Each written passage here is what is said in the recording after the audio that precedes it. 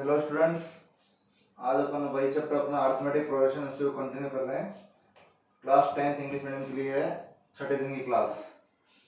आज अपन 5.2 से रिलेटेड और कुछ क्वेश्चन लेके आए हैं, इंपॉर्टेंट क्वेश्चन है ये वाले। इनको समझ लो तो आपकी 5.2 एक्सरसाइज कंप्लीट हो जाएगी। ठीक है, पहला क्वेश्चन है। इससे पहले वाले जो 5वें दिन की क्लास में अपन ने क्वेश्चन किए थे वो थोड़े इजी लेवल क्वेश्चन थे, उसमें अपने पास एपी सीरीज दे रखी थी।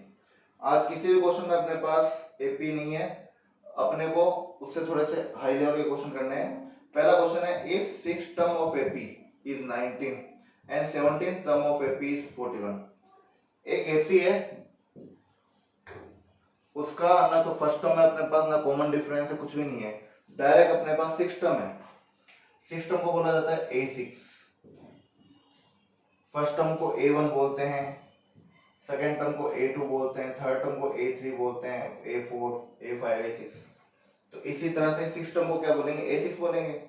And 17th term of AP, 17th term को क्या बोलेंगे? A17। वो कितना अपने पास? 41 है। ठीक है, क्लियर। 6 टर्म को A6 बोलते हैं जो कि 19 दे रखा है। 17th टर्म को 41, 17 टर्म को बोलते हैं A17 जो 41 दे रखा है। Find 40th term. क्या फाइंड करना है? 40th टर्म फाइंड करना है। ठीक है, तो देखो, जब अपने पास एपी होती है, जब अपने पास एपी होती है तो अपन सबसे पहले उसका ए यानी फर्स्ट टर्म बताते हैं, फिर डी यानी कॉमन डिफरेंस बताते हैं, A2 माइनस A1 करके। यहाँ पे अपने पास एपी नहीं है तो ना तो फर्स्ट टर्म है ना कॉमन डिफरेंस है। यही सबसे बड़ी प्रॉब्लम है कि ए और डी होना चाहिए अपने पास। अगर ए और डी होगा तो ही अपन आगे की चीजें फाइंड करेंगे। तो मेन मकसद है अपना ए यानी फर्स्ट टर्म पता करना, डी मतलब कॉमन डिफरेंस पता करना। तो जो चीज है अपने पास उसके हेल्प से पता करेंगे अपन। ठीक है, अब आपको याद भी हो पिछली क्लास के अंदर मैंने बताया कि किसी भी टर्म को अपन ब्रेक कर सकते हैं। ठीक है ना, जैसे 6 टर्म को ब्रेक करना है। ठीक है ना, 6 टर्म को ब्रेक करना है तो 6 टर्म को ब्रेक करेंगे तो क्या लिखेंगे? A plus 5D। 6 टर्म को ब्रेक करेंगे तो क्या लिखेंगे? A plus 5D। ठीक है ना, आपको याद होना चाहिए किसी भी टर्म को ब्रेक किया जाता है तो A तो हमेशा प्लस में रहता है और D एक कम रखा जाता है। 6 टर्म के अंदर D कितना रखा जाएगा? 5 और इक्वल में कितना है? 19। इक्वेशन नंबर फर्स्ट बोलेंगे इसको। वापिस से 6 टर्म को मैंने ब्रेक किया, A प्लस 5D। A तो A रहेगा प्लस में और D एक कम हो जाता है, अगर 6 टर्म है तो D 5 हो जाएगा। ठीक है ना, ऐसे ही 17 टर्म को ब्रेक करेंगे, A प्लस 16D।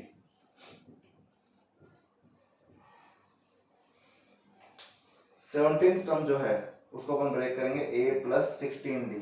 जो D 17 है वो एक कम होकर 16 आ जाता है। ठीक है ना, तो दो टर्म दे रखे थे क्वेश्चन में मेरे पास। जब भी दो टर्म एपी के दिए होंगे, ये ध्यान रखना, जब भी दो टर्म एपी के दिए होंगे तो अपने पास ऐसे दो इक्वेशन बन जाएंगे, हमेशा हमेशा बनेंगे। अब इन दोनों इक्वेशन को सोल्व करना है। सोल्व करने के लिए आपने 9th क्लास में elimination method, cross multiplication method, substitution method ऐसे पढ़े होंगे आपने। ठीक है ना, तो इन दोनों इक्वेशन को आप इन तीनों मेथड में से किसी से भी सोल्व कर सकते हो। सबसे इजी मेथड होता है एलिमिनेशन मेथड, बहुत ही इजी मेथड होता है। नीचे लाइन खींचते हैं और ये जो सेम है ए वो कैंसिल करना पड़ता है, लेकिन कैसे? साइन चेंज करके। तो क्योंकि ये कुछ भी नहीं है तो प्लस का है तो इसका साइन चेंज हुआ माइनस, ये प्लस का है तो माइनस और ये प्लस का है तो माइनस। इससे क्या हुआ? ए से कैंसिल हो गया। ठीक है ना, साइन करने के बाद अब ये माइनस का माना जाएगा। ठीक है, ये प्लस का 5 है और 16 कैसा हुआ? अब माइनस का हो गया। 16D माइनस का और 5D, 16 प्लस माइनस माइनस, ये प्लस का नहीं माना जाएगा अब ये।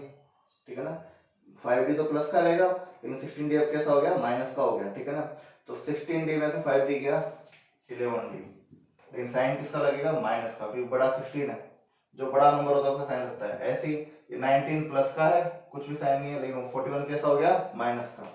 तो 41 में से 19 गया तो कितना बचेगा? 22। कैसा? माइनस का, क्योंकि बड़ा कौन है? 41 है।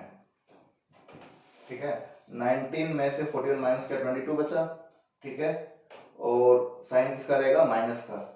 अब ये दोनों तरफ माइनस है तो माइनस से माइनस कैंसिल हो गए। ठीक है, d इक्वल टू 11 को हटा दो, 11 का आ जाएगा डिवाइड में, 22 डिवाइड बाई 11। ठीक है, तो d की वैल्यू आ गई 2।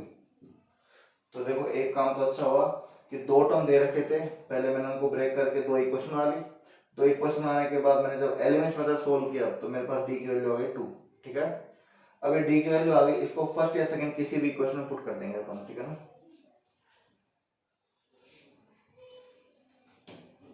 ये इक्वेशन फर्स्ट है, ये इक्वेशन सेकंड है, ठीक है। तो एक लाइन लिखनी पड़ेगी पहले, put the value of D in equation number first. मैंने क्या कहा आपको, आपके पास जो डी की वैल्यू आई आपको उसको फर्स्ट या सेकंड किसी भी एक इक्वेशन में पुट कर देना है। तो मैं कौन सी इक्वेशन में पुट कर रहा हूँ, फर्स्ट इक्वेशन में। फर्स्ट इक्वेशन क्या है, a plus 5d equal to 19 है। इसमें d की वैल्यू 2 रख देता हूँ,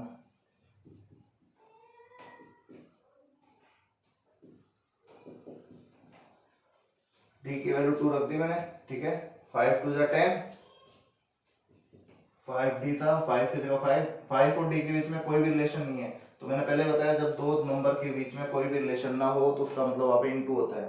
तो 5d का मतलब 5 इंटू डी है, तो इनटू करके d की वैल्यू 2 रख दी। 5 2 कितना होता है, 10 होता है। अब क्योंकि मुझे a की वैल्यू निकालनी है तो इस 10 को उधर फेंक दो उठा के, 10 हो जाएगा तो क्या हो जाएगा, माइनस का 19 में से 10 माइनस का कितना बचा, 9 बचा। तो a की वैल्यू 9 आ गई, ठीक है। अब अपने पास d आ चुका था पहले, d की वैल्यू फर्स्ट में पुट कर दी, a मिल गया अपन को, a और d मिल गया। अगर a और d है आपके पास तो आप कोई सा भी टर्म फाइंड कर सकते हो। मेन चीज यही थी कि कैसे भी करके अपन को a और d मिलना चाहिए। अब क्वेश्चन में कौन सी क्या चीज पूछी थी अपन को, क्वेश्चन में पूछा था 40th टर्म फाइंड करना है, ठीक है ना। कौन सा टर्म फाइंड करना था, 40th टर्म। तो a40, इसको भी अगर एक्सप्रेस करें a और d के रूप में तो क्या लिखा जाना चाहिए, किसी भी टर्म को ब्रेक करते हैं a तो a रहेगा, प्लस 40 को क्या लिखेंगे अपन, 39d, a की जगह a रहेगा, ठीक है। प्लस 40 टर्म है तो d एक कम रखा जाता है, 39d हो गया। a की वैल्यू कितनी निकाली थी अभी अपन ने, 19 प्लस 39 इंटू डी की वैल्यू कितनी निकाली थी अपन ने, 2। ए की वैल्यू 9 निकाली थी शायद अपन ने, मैंने रफ कर दी, 19 माइनस 10, हाँ ए की वैल्यू 9 थी अपने पास, प्लस 39 इंटू डी की वैल्यू कितनी निकाली थी अपन ने, 2। ए की वैल्यू तो 9 निकाली थी और डी की वैल्यू 2 आई थी अपने पास। तो 9 प्लस 39 इंटू 2 78, ठीक है। 78 प्लस 9 87, तो 40th टर्म अपना क्या हुआ, 87 हुआ, ठीक है ना। तो इस तरह से अपन 40th टर्म पता कर सकते हैं। सेकेंड क्वेश्चन वो भी ऐसा ही थोड़ा बहुत, सेकेंड क्वेश्चन पढ़ते हैं। इसी की तरह थोड़ा बहुत आगे जाके थोड़ा सा चेंज होगा। इसमें दो टर्म दे रखे थे, 6 टर्म दे रखा था और 17 टर्म दे रखा था। इसमें थर्ड टर्म दे रखा है और 9 टर्म दे रखा है। थर्ड टर्म तो कितना है, 4 है, और 9 टर्म -8 है। तो थर्ड टर्म को बोलते हैं A3, थर्ड टर्म दे रखा है 4 और 9th टर्म दे रखा है -8, 9 टर्म दे रखा है -8। थर्ड टर्म तो दे रखा है 4 और 9th टर्म दे रखा है -8, ठीक है। अब सबसे पहले क्वेश्चन नंबर 2 है ये, थर्ड टर्म को ब्रेक करेंगे तो क्या लिखेंगे, a plus 2d। Third term को ब्रेक करेंगे तो क्या लिखेंगे, a प्लस 2d इक्वल में 4, इक्वेशन नंबर फर्स्ट, ठीक है ना।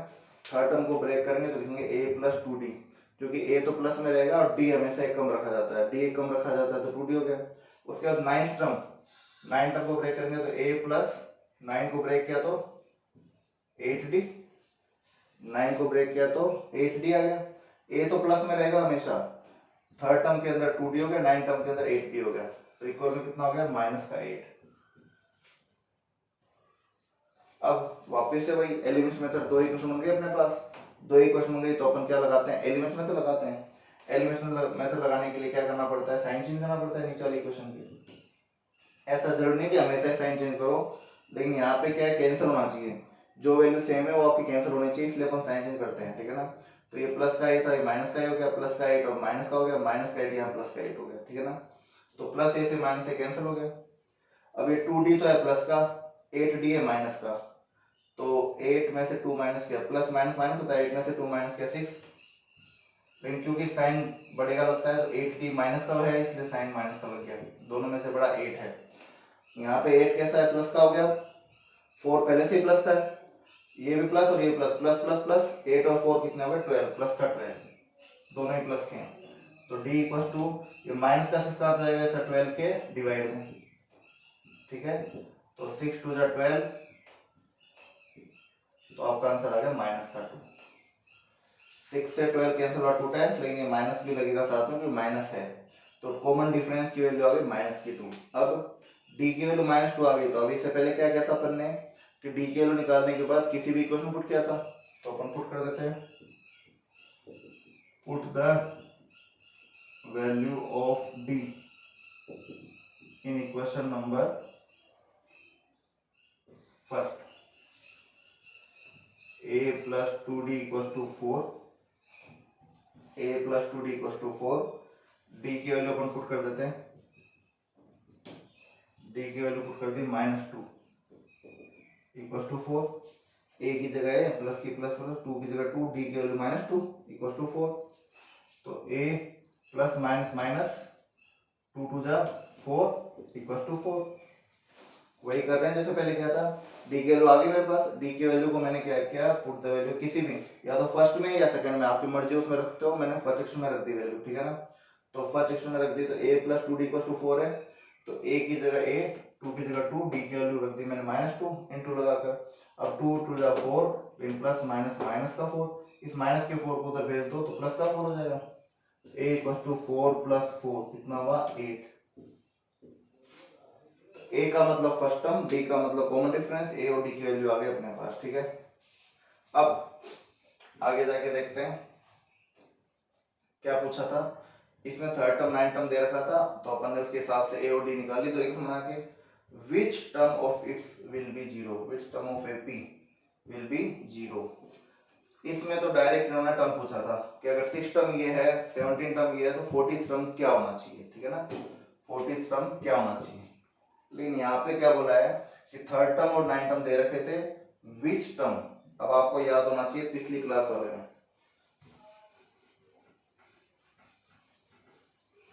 पिछली क्लास में मैंने बताया था कि अगर आपके क्वेश्चन में विच टर्म हो, हाउ मेनी टर्म हो या find the number of term हो, इसका मतलब आपको n फाइंड करना है, ठीक है ना। Which term of AP will be 0, तो इस एपी में कहीं ना कहीं 0 भी आ रहा है, वो 0 कौन से नंबर का टर्म होगा, तो n फाइंड करना आपको, ठीक है। ये 0 आपके लिए क्या हो जाएगा, फिर आपके लिए ये an का काम करेगा, ठीक है ना, कि इस एपी में कहीं ना कहीं आगे जाके 0 भी आ रहा है, वो 0 कौन से नंबर का टर्म है, तो आपको an की वैल्यू 0 मिल गई और n फाइंड करना है, क्योंकि विच टर्म बोल दिया इसका मतलब n पता करना है, ठीक है ना। तो an का फॉर्मूला क्या था, a plus n minus 1 into D, ये याद है सबको, ये पहले बता रखे हैं अपन, an का फॉर्मूला, an की वैल्यू 0 रख दो, a की वैल्यू 8 रख दो, n तो फाइंड करना है, d की वैल्यू अपने पास -2 रख दो, ठीक है। a की वैल्यू पुट कर दी, an की वैल्यू पुट कर दी, n फाइंड करना है, d की वैल्यू पुट कर दी। सबसे पहले अपन क्या करते थे, याद हो तो पहले इस प्लस का जो 8 है उसको इधर लाके माइनस कर दो, प्लस का 8 इस तरफ आ गया, क्योंकि अपने को n निकालना है तो एक एक करके सबको इधर लाना पड़ेगा, तो पहले मैं 8 को लेके आया, अब -2 को लेके आएंगे, तो -2 इधर आके डिवाइड में चला गया,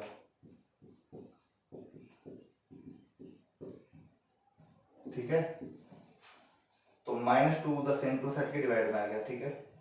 तो 2 से पहले तो माइनस माइनस कैसे कर दो, 2 से 8 कटा कितना बचा 4, तो 4 इक्वल टू n माइनस 1, इधर तो 4 बचा, उधर इक्वल में n माइनस 1 चल ही रहा है, अब n निकालना है तो 1 को भी इधर भेज दो, तो 1 इधर आके प्लस का हो जाएगा, तो n की वैल्यू कितनी हो गई अपने पास 5, n इक्वल टू 5, यानी कि क्वेश्चन ये हुआ कि थर्ड टर्म और 9 टर्म दे रखे थे अपन को, which term of it will be 0, तो इसका मतलब 0 कौन से नंबर का टर्म हुआ, 5th टर्म हुआ अपना, ठीक है।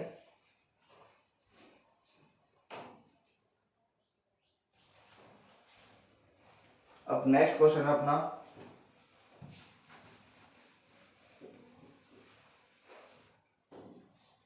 If third term of AP is 16, तो क्योंकि थर्ड टर्म दे रखा है, थर्ड टर्म को क्या लिखते हैं a3, third term of AP 16। ठीक है, पहले तो हमेशा ध्यान रखो क्वेश्चन पढ़ के जो जो अपने पास उसको लिख दिया करो। जैसे इसमें 2 टर्म दे रखे थे इस क्वेश्चन में, इसमें भी 2 टर्म दे रखे थे अपन को, इसमें थर्ड टर्म दे दिया आगे, and seventh term is 12, seventh term is 12 more than fifth term. देखो यहाँ पर 2 टर्म का कंपैरिजन किया गया है। थर्ड टर्म तो 16 है, वो तो खत्म हो गई बात। थर्ड टर्म तो 16 बोला था, वो तो दे रखा है, ठीक है, उसको लिख दिया। Seven term is 12, seven term 12 नहीं है, सेवन टर्म जो है 12 मोर देन, सेवंथ टर्म जो है 12 ज्यादा है किससे, फिफ्थ टर्म से। अच्छा आपको इसको एक चीज करके समझाते हैं, ये 8 है और एक 5 है, मैंने एक तरफ 8 लिखा है एक तरफ 5 लिखा है, ये दोनों इक्वल नहीं है, ठीक है ना। बड़ा कौन है, 8 होता है, सबको पता है। छोटा कौन है, 5 है, ठीक है ना। 8 5 से कितना मोर देन है, 8 5 से 3 मोर देन है। 8 5 से कितना मोर देन है, कितना ज्यादा है, 8 5 से कितना ज्यादा है, 8 5 से 3 ज्यादा है। तो बीच में अगर मैं इक्वल लगाऊं तो गलत बात हो गई, क्योंकि 8 और 5 इक्वल नहीं है। इक्वल लगाने के लिए क्या करना पड़ेगा, मुझे इक्वल करने के लिए क्या करना पड़ेगा, +3 करना पड़ेगा, किसमें, 5 में, या फिर क्या करना पड़ेगा, माइनस करना पड़ेगा 8 के अंदर। तो बड़ी वैल्यू में माइनस किया जाता है, छोटी वैल्यू में प्लस किया जाता है। अगर इक्वल करना हो दो अनइक्वल चीजों को, दो छोटी बड़ी चीजों को अगर इक्वल करना हो तो बड़ी वैल्यू में प्लस किया जाता है, छोटी वैल्यू में माइनस किया जाता है, ठीक है ना। तो यहाँ यही चीज बोला है कि सेवंथ टर्म जो है, पहले तो थर्ड टर्म दे रखा है, थर्ड टर्म को ब्रेक करके क्या लिखोगे आप, a+2d, ठीक है। अभी जैसे बताया उसके हिसाब से थर्ड टर्म में d कितना 2 रहेगा, 16 हो गया, ठीक है। दूसरा, if third term of AP 16, seventh term is 12 more than fifth term. Seventh term आपका क्या है, सेवंथ टर्म को A7 बोलते हैं, और दूसरा कौन सा टर्म की बात कर रहा है, फिफ्थ टर्म को A5 बोलते हैं। ध्यान से देखना, अभी जो मैंने एग्जांपल लिया था ना 8 और 5 की तरह, उसी तरह से है। इस तरह ने बोला है कि सेवंथ टर्म बड़ा है, सेवंथ टर्म मोर ग्रेटर है फिफ्थ टर्म से, सेवंथ टर्म ग्रेटर है फिफ्थ टर्म से, फिफ्थ टर्म छोटा हुआ, इसका मतलब सेवंथ टर्म बड़ा हुआ। सेवंथ टर्म बड़ा है किससे, फिफ्थ टर्म से, कितना बड़ा है, 12 मोर देन। सेवंथ टर्म जो है वो बड़ा है किससे, फिफ्थ टर्म से, सेवंथ टर्म बड़ा है किससे, फिफ्थ टर्म से, कितना बड़ा है, 12 मोर देन। तो अभी मैंने कहा था 8 बड़ा है 5 से, कितना बड़ा है, 3 बड़ा है, तो या तो छोटे वाले के अंदर 3 प्लस कर दो, या बड़े वाले के अंदर 3 माइनस कर दो, ताकि वो इक्वल हो जाए, ठीक है ना। अब ये बड़ा है ये छोटा है, ये इससे कितना ज्यादा बड़ा है, कितना ग्रेटर है, 12 है, तो छोटे वाले में 12 ऐड कर दो, ठीक है। ध्यान से समझ लेना, बड़े और छोटे का जब कंपैरिजन किया जाता है तो बड़े वाले में या तो माइनस कर दो, या छोटे वाले में प्लस कर दो। सेवन टर्म बड़ा है, फिफ्थ टर्म छोटा है, इसलिए अपन ने 12 प्लस कर दिया। अब सेवन टर्म को अपन ब्रेक करें तो क्या लिखेंगे, a+16। फिफ्थ टर्म को ब्रेक करेंगे तो क्या लिखेंगे, a+40। ये इसको ब्रेक किया तो d है 6 रहेगा, इसको ब्रेक किया तो ये 4 हो गया, +12। अब a और d को अपन इधर बुला लेते हैं, तो a+60, ये तो इधर ही है, ये प्लस का है, इधर आके क्या हो गया, माइनस का, इक्वल के इधर आ गया, ये 4d उधर है, वो इधर आके क्या हो गया, माइनस का हो गया, इक्वल में क्या बचा, 12 बचा। ये तो इधर आके माइनस हो गया, 4d इधर आके माइनस हो गया, a से कैंसिल हो गया, ठीक है ना। 6d - 4d, 6d में से 4d गया तो कितना बचा, 2d बचा, इक्वल टू 12। 6d में से 4d माइनस किया तो कितना बचा, 2d बचा। 2 कहाँ चला जाएगा, डिवाइड में, 12/2 कितना है, 6 आ गया। तो कॉमन डिफरेंस की वैल्यू 6 आ गई। पूछा क्या था इसके अंदर, AP बनानी है। अगर AP बनानी है तो आपको 2 चीजें चाहिए, फर्स्ट टर्म और कॉमन डिफरेंस। मतलब पूरी रामायण यही है कि फर्स्ट टर्म और कॉमन डिफरेंस तो हमेशा होना चाहिए। तो कॉमन डिफरेंस की वैल्यू तो 6 आ गई, ठीक है ना। अब अपने पास ये जो थर्ड टर्म दे रखा था, इसका भी यूज करना पड़ेगा ना उनको। तो d के वैल्यू को, put the value of d in equation number first. इस d की वैल्यू को कहां पुट करेंगे, इक्वेशन नंबर फर्स्ट के अंदर, ठीक है। d की वैल्यू कितनी निकाली अपन ने, 6 निकाली है, d की वैल्यू 6 निकाली, तो फर्स्ट इक्वेशन क्या थी अपने पास, a+2d = 16, सही है। अब इसके अंदर d की वैल्यू पुट करते हैं, a की जगह a, 2 की जगह 2, d की जगह कितना रखते हैं, 6, 6 2 जा 12,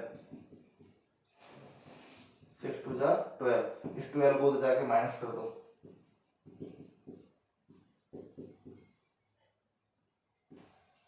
प्लस का 12 उधर जाके माइनस का कर दो, ए की वैल्यू 4 तो डी की वैल्यू 6 आ गई, ए की वैल्यू 4 आ गई, ठीक है ना। ए की वैल्यू 4 आ गई और डी की वैल्यू 6 आ गई, ठीक है ना। अब अपन को एपी बनानी है, तो अब अपने पास एपी आराम से बन जाएगी क्योंकि अपन ये बहुत पहले सीख चुके हैं। अपने पास डी की वैल्यू आ गई और ए की वैल्यू आ गई, ठीक है ना। तो फर्स्ट टर्म a1 कितना है अपने पास 4 आया था, फर्स्ट टर्म यानी a4 आया था। सेकेंड टर्म कैसे निकालते हैं आपको याद होना चाहिए, पहले पढ़ चुके अपन, डी ऐड करते जाओ एपी बनती जाएगी।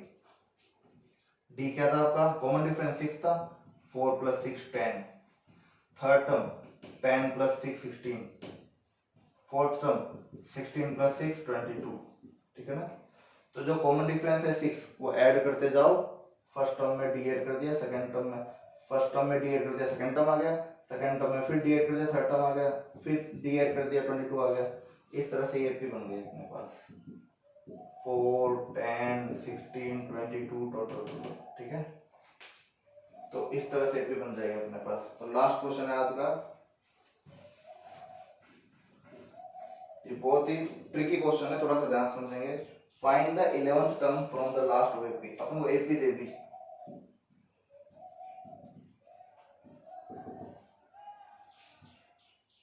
Ten 7 4 dot dot dot dot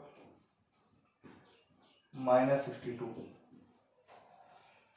सबसे पहले अपन यहाँ पे जो चीजें अपन हमेशा बताते हैं वो बता देते हैं। सबसे पहले फर्स्ट टर्म क्या है इसका,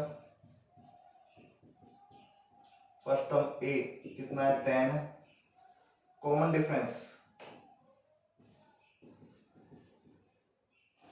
कॉमन डिफरेंस यानी डी कैसे निकालते हैं अपन, a2 - a1, a2 कितना है 7, a1 कितना है 10, a2 - a1, 7 में से 10 माइनस किया -3, 7 में से 10 गया -3, और इसका जो लास्ट टर्म है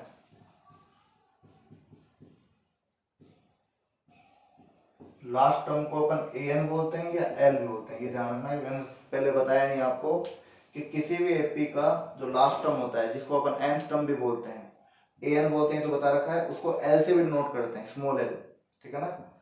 लास्ट टर्म यानी l, और उसी को an भी बोलते हैं और l भी बोलते हैं, दोनों कौन से सेम है। तो इस एपी का जो लास्ट टर्म है जिसको अपन an भी बोल सकते हैं और l भी बोल सकते हैं, वो कितना हुआ अपने लिए -62।